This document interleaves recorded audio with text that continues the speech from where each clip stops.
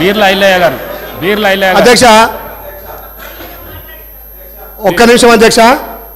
ఇదే యాదగుట్ట అభివృద్ధి పేరు మీద 500 మంది పొట్టను కొట్టినటువంటి వీళ్ళు ఇలా ఈ మహిళల గురించి కానీ ఆటో కార్మికుల గురించి మాట్లాడడం విడ్డూరంగా ఉంది.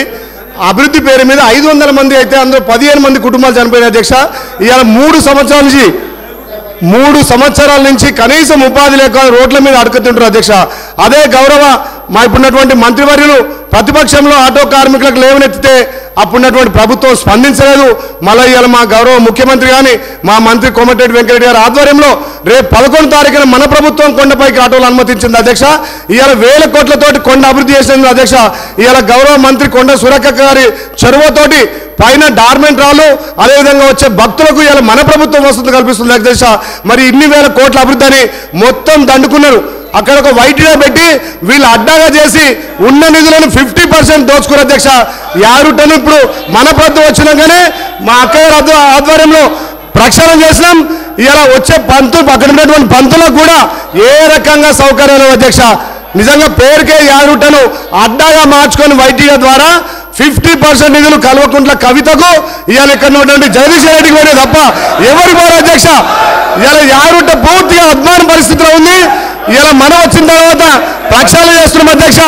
గౌరవ ముఖ్యమంత్రి చొరవతోటి యాదాద్రి మళ్ళా పల్లా రాజేశ్వర రెడ్డి గారు అధ్యక్ష మీరు మంత్రులకు మీరు మంత్రులు వివేకానంద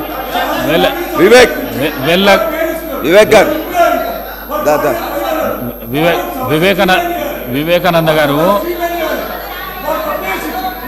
వివేకానంద వెళ్ళకు రావద్దండి. వెళ్ళకు please please please please please Palla Rajeshwara Reddy గారు. అధ్యక్ష ఇవాళ మేము ఒక్క నిమిషం 5 నిమిషాలు కూడా మాట్లాడడానికి అవకాశం ఇవ్వలేదు అధ్యక్ష. మీరు వాళ్ళందరికీ కూడా ఒకరో మేము చెప్పదలుచుకుని చెప్పిన తర్వాత మంత్రులు కానీ ముఖ్యమంత్రి కానీ సమాధానం చెప్తారు.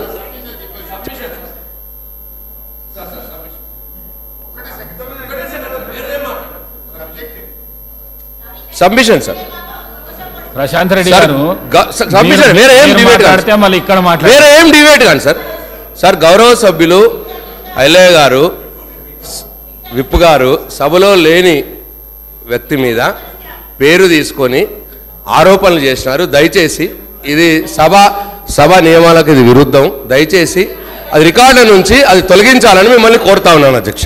తప్పకుండా పరిశీలించి తొలగిస్తాం. పల్లా రాజేశ్వర రెడ్డి గారు.